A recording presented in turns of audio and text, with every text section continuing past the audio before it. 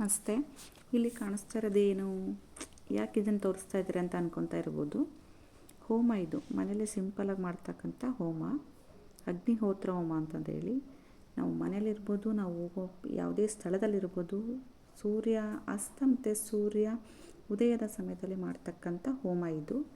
ತುಂಬ ಪವರ್ಫುಲ್ ಇರ್ತಕ್ಕಂಥ ಹೋಮ, ಬಟ್ ಸಿಂಪಲ್ಲಾಗಿ ಮಾಡೋಂಥ ಹೋಮ. ಯಾರು ಬೇಕಾದರೂ ಮಾಡ್ಬೋದು. ಆದರೆ ಮಾಡುವಾಗ ಬರೀ ನೆಲದ ಮೇಲೆ ಕಾಲನ್ನು ಇಟ್ಟು, ಕಾಲಿನ ಸ್ಪರ್ಶ ನೆಲಕ್ಕಾಗಿರಬಾರ್ದು. ಯಾವುದಾದ್ರೂ ಒಂದು ಮ್ಯಾಟ್ ಇರ್ಬೋದು ಅಥವಾ ಏನೋ ಒಂದನ್ನು ಹಾಸ್ಕೊಂಡ್ಬಿಟ್ಟು ಕೂತ್ಕೊಂಡು ಮಾಡೋ ಅಂಥದ್ದು. ಅದ್ರ ಬಗ್ಗೆ ಏನು, ಹೇಗೆ, ಏನೆಲ್ಲ ವಸ್ತುಗಳು ಬೇಕು, ಹೇಗೆಲ್ಲ ಮಾಡಬೇಕು ಅನ್ನೋದ್ರ ಬಗ್ಗೆ ಮುಂದೆ ಹೇಳ್ತೇನೆ. ಬನ್ನಿ ನೋಡೋಣ. ನಮಸ್ತೆ ಎಲ್ಲರಿಗೂ. ಇವತ್ತು ನಾನು ಅಗ್ನಿಹೋತ್ರ ಹೋಮ ಮಾಡೋದು ಹೇಗೆ ಅಂತ ಸ್ವಲ್ಪ ತೋರಿಸ್ಕೊಡ್ತಾ ಇದ್ದೀನಿ. ಮೊದಲಿಗೆ ವಸ್ತುಗಳನ್ನ ತೋರಿಸ್ಕೊಟ್ಟಿದ್ದೆ, ಯಾವ್ಯಾವ ಯೂಸ್ ಮಾಡಬೇಕು, ಏನೇನು ಪ್ರಾಮುಖ್ಯತೆ ಇದೆ ಅನ್ನೋದ್ರ ಬಗ್ಗೆ ಹೇಳಿದ್ದೆ. ಇಲ್ಲಿ ಬಂದ್ಬಿಟ್ಟು ನಾನು ನಿಮಗೆ ತೋರಿಸ್ಕೊಟ್ಟಿದ್ದೆ, ಒಂದು ಅಗ್ನಿಕುಂಡ ಬೇಕು, ಅದು ಪಿರಮಿಡ್ ಶೇಪಲ್ಲಿ ಇರಬೇಕು ಅಂತಲೂ ತೋರಿಸಿದ್ದೆ. ಕೆಳಗಡೆ ಒಂದು ಚಿಕ್ಕದು ಸ್ಟ್ಯಾಂಡು, ಆಮೇಲೆ ಇದಕ್ಕೆ ದೇಸಿ ಹಸುವಿನ ತುಪ್ಪ ಒಳ್ಳೆಯದು, ಆಮೇಲೆ ದೇಸಿ ಹಸುವಿನಿಂದ ಸಗಣಿಯಿಂದ ಮಾಡಿರ್ತಕ್ಕಂಥ ಕುಳ್ಳು. ಇಲ್ಲಿ ತೋರಿಸ್ತಾ ಇದ್ದೀವಲ್ಲ, ದೀಪಕ್ಕೆ ಹಿಡಿತಾ ಇದ್ದೀವಲ್ಲ, ಅದು ಸಗಣಿಯಿಂದ ಮಾಡಿರ್ತಕ್ಕಂಥ ಕುಳ್ಳು, ಅದನ್ನು ಒಣಗಿಸಿ ಇಟ್ಟಿರೋದು. ಆಮೇಲೆ ಪಾಲಿಷ್ ಮಾಡದೇ ಇರತಕ್ಕಂಥ ಅಕ್ಕಿ. ಇಲ್ಲಿ ಸಣ್ಣ ಒಂದು ತಾಮ್ರದ ತಟ್ಟೆಲ್ಲ ಹಾಕಿಟ್ಟಿದ್ದೀವಲ್ಲ, ಎಷ್ಟು ಅಂದರೆ ಒಂದೇ ಒಂದು ಚಿಟಿಕೆ 3 ಬೆರಳಿಂದ ತಗೊಂಡಾಗ, ಹೆಬ್ಬೆರಳು, ಉಂಗುರದ ಬೆರಳು, ಮಧ್ಯ ಬೆರಳು, ಈ 3 ಬೆರಳಿನಿಂದ ತಗೊಂಡಾಗ ಎಷ್ಟು ಬರುತ್ತಲ್ಲ ಅಷ್ಟು 2 ಸರಿ ತೊಗೋಬೇಕಷ್ಟೆ. ಆಮೇಲೆ ಇದಕ್ಕೆ ಅಗ್ನಿ ಸ್ಪರ್ಶ ಮಾಡಬೇಕಾದ್ರೆ ಒಂದು ಮಂತ್ರ ಇದೆ, ಅವನ್ನೆಲ್ಲವನ್ನೂ ಕೂಡ ನಾನು ನಿಮಗೆ ನೆಕ್ಸ್ಟ್ ಟೈಮ್ ಹೇಳ್ಕೊಡ್ತೇನೆ.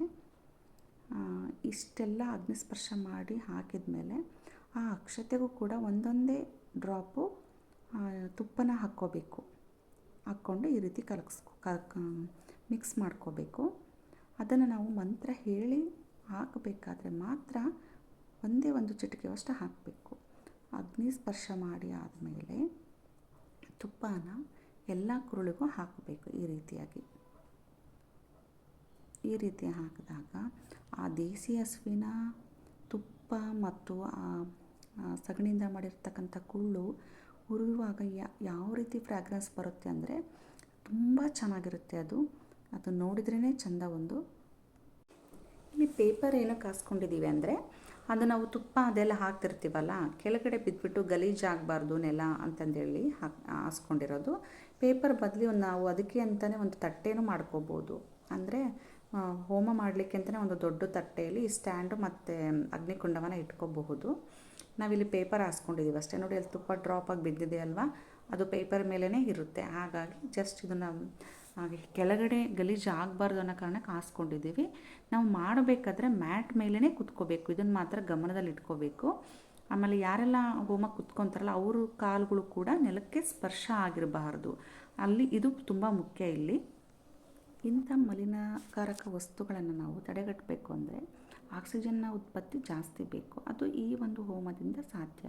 ಆಮೇಲೆ ಇದರಿಂದ ಬರ್ತಕ್ಕಂಥ ಲಾಸ್ಟಿಗೆ ಏನು ಒಂದು ಭಸ್ಮ ಉಳಿಯುತ್ತಲ್ಲ, ಅದನ್ನು ನಾವು ಹಣೆಗೆ ಹಚ್ಕೋಬೋದು. ಮತ್ತು ಒಂದು ಚಿಟಿಕೆ ಭಸ್ಮವನ್ನು ನೀರಲ್ಲಿ ಹಾಕೊಂಡು ಕುಡಿಯೋದ್ರಿಂದ ಕ್ಯಾನ್ಸರ್ನಂತಹ ಕಾಯಿಲೆಗೂ ಕೂಡ ಇದು ಓಂ ತ್ರಯಂಬಕಂ ಯಜಾಮಹೇ ಸುಗಂಧಿಂ ಪುಷ್ಟಿವರ್ಧನಂ ಉರ್ಮಾವೃಕಮಿವ ಬಂಧನಾತ್ ಮೃತ್ಯುರ್ಮೋಕ್ಷಿ ನಮಾಮೃತ ಸ್ವಯಂಭೂ ಸ್ವಯಂಭುವಸ್ಭೂ ಓಂ ಸಹುಂ ಔ ಓಂ ಸ್ವಾಹಾ. ಓಂ ಮೃತ್ಯುಂಜಯ ಮಹಾದೇವ ಸರ್ವ ಸೌಭಾಗ್ಯದಾಯಕಂ ತ್ರಾಹಿ ಮಾಂ ಜಗನ್ನಾಥ ಜರಾಜಿನ್ಮ ಲಯಾದಿಭಿಃ. ಓಂ ಹೌ ಜುಂ ಸಹ ಪ್ರಸನ್ನ ಪರಿಜಾತಾಯ ಸ್ವಾಹಾ. ಓಂ ಹೌ ಜುಂ ಸಹ ಆಯ ಮಾಂ ಪಾಲಯ ಸೋಹಂ ಸಹ ಜುಂ ಓಂ ಸ್ವಾಹಾ. ಓಂ ಹೌ ಜುಂ ಸಹ ಓಂ ಭೂರ್ಭುವಸ್ವ ಓಂ ತ್ರಯಂಬಕಂ ಯಜಾಮಹೇ. ಓಂ ಭೂರ್ಭುವಸ್ವ ಓಂ ತ್ರಯಂಬಕಂ ಯಜಾಮಹೇ ಸುಗಂಧಿಂ ಪುಷ್ಟಿವರ್ಧನಂ ಉರ್ವಾರುಕಮಿವ ಬಂಧನಾತ್ ಮೃತ್ಯೋರ್ಮೋಕ್ಷಿ ನಮಾಮೃತಾತ್ ಸ್ವಭುವಸ್ಭು ಓಂ ಸಯಂ ಜುಂ ಹೌ ಓಂ ಸ್ವಾಹಾ. ಇವಾಗ ಇವಳು ಹೇಳ್ತಾ ಇರೋದು ನಮ್ಮ ಮಾಮನ ಮಗಳು. ತುಂಬ ಚೆನ್ನಾಗಿ ಹೇಳ್ತಾಳೆ ಮಂತ್ರಗಳನ್ನು. ಸ್ವಾಹ ಅಂದಾಗ ಮಾತ್ರ ತುಪ್ಪನ ಹಾಕಬೇಕು. ಆಮೇಲೆ ಈ ಮಂತ್ರ ಬಂದುಬಿಟ್ಟು ಕಾಮನ್ ಆಗಿ ಸಂಜೆನೂ ಬರುತ್ತೆ, ಬೆಳಗ್ಗೆನೂ ಬರುತ್ತೆ, ಸೂರ್ಯಾಸ್ತ ಸೂರ್ಯೋದಯ ಸಮಯದಲ್ಲಿ. ಆದರೆ ಇದಾದ ಮೇಲೆ ಇನ್ನೊಂದೆರಡು ಮಂತ್ರ ಇದೆ. ಸೂರ್ಯ ಉದಯಕ್ಕೆ ಒಂದು ಬೇರೆ ಮಂತ್ರ, ಸೂರ್ಯ ಅಸ್ತಕ್ಕೆ ಒಂದು ಬೇರೆ ಮಂತ್ರ ಬರುತ್ತೆ. ಅದನ್ನು ಹೇಳಿ ಸ್ವಾಹ ಅಂದಾಗ ಮಾತ್ರ ತುಪ್ಪವನ್ನು ಅಗ್ನಿಗೆ ಹಾಕಬೇಕು. ಅದು ಒಂದು ಪದ್ಧತಿ ಇದೆ. ಇವಳು ತುಂಬ ಚೆನ್ನಾಗಿ ಹೇಳ್ತಾ ಇದ್ಲು, ಹಾಗಾಗಿ ನಾನು ಅವಳದನ್ನೇ ವೀಡಿಯೋ ಮಾಡಿಕೊಂಡೆ. ಮುಖ ತೋರಿಸ್ಬೇಡ ಅಂತ ಹೇಳಿದ್ಲು, ಸೊ ಹಂಗಾಗಿ ತೋರಿಸ್ಲಿಲ್ಲ ಅಷ್ಟೇ. ಇದನ್ನು ಮಾಡೋದ್ರಿಂದ ತುಂಬಾ ಮನೆಯಲ್ಲಿ ಶಾಂತಿ, ನೆಮ್ಮದಿ, ಪಾಸಿಟಿವ್ ವೈಬ್ರೇಷನ್ ಸದಾಕಾಲ ಇರುತ್ತೆ ಅಂತ ಹೇಳ್ತಾರೆ. ಇದನ್ನು ಫಸ್ಟು ನಮ್ಮ ಮಾಮನೇ ಮಾಡ್ತಾಯಿದ್ದು, ಅವನು ಹೇಳಿದ್ದಕ್ಕೆ ನಾವು ಮನೇಲಿ ಸ್ಟಾರ್ಟ್ ಮಾಡಿದ್ವಿ. ನೀವು ಯಾರ್ಯಾರಿಗೆಲ್ಲ ಮಾಡಬೇಕು ಅಂತ ಅನಿಸುತ್ತೋ ಖಂಡಿತ ಮಾಡಿ. ಇದರ ಎಫೆಕ್ಟ್ ಮಾತ್ರ ತುಂಬ ಇದೆ ಅಂತ ಹೇಳೋಕ್ಕೆ ಇಷ್ಟಪಡ್ತೀನಿ. 1 ಟನ್ ಗಟ್ಟಲೆ ಆಕ್ಸಿಜನ್ ಇದರಿಂದ ಉತ್ಪತ್ತಿ ಆಗುತ್ತೆ. ಇದು ಮಾತ್ರ ನಿಜವಾಗ್ಲೂ ಸತ್ಯ. ಕೆಲವರು ಮನೆಯಲ್ಲಿ ಹೇಳ್ತಾ ಇರ್ತಾರೆ, ನಮ್ಮ ಮನೇಲಿ ನೆಮ್ಮದಿನೇ ಇಲ್ಲಪ್ಪ, ಯಾವಾಗಲೂ ಕಿರಿಕಿರಿ, ಏನಾದರೂ ಒಂದು ಸಮಸ್ಯೆ, ಒಂಥರ ಶಾಂತಿ ಅನ್ನೋದೇ ಹೋಗ್ಬಿಟ್ಟಿದೆ ಅಂತ ಹೇಳ್ತಾರಲ್ಲ, ಅಂಥವ್ರು ಈ ಹೋಮ ಮಾಡೋದ್ರಿಂದ ಮನೆಯಲ್ಲಿ ಪಾಸಿಟಿವ್ ವೈಬ್ರೇಷನ್ ಜಾಸ್ತಿ ಇರುತ್ತೆ ಅಂತ ಹೇಳ್ತಾರೆ. ಉದಾಹರಣೆಗೆ ಒಂದು ಭೂಪಾಲ್ ಅನಿಲ ದುರಂತ ಆಯ್ತಲ್ಲ, ಗೊತ್ತಿರ್ಬೋದು ಎಲ್ರಿಗೂ.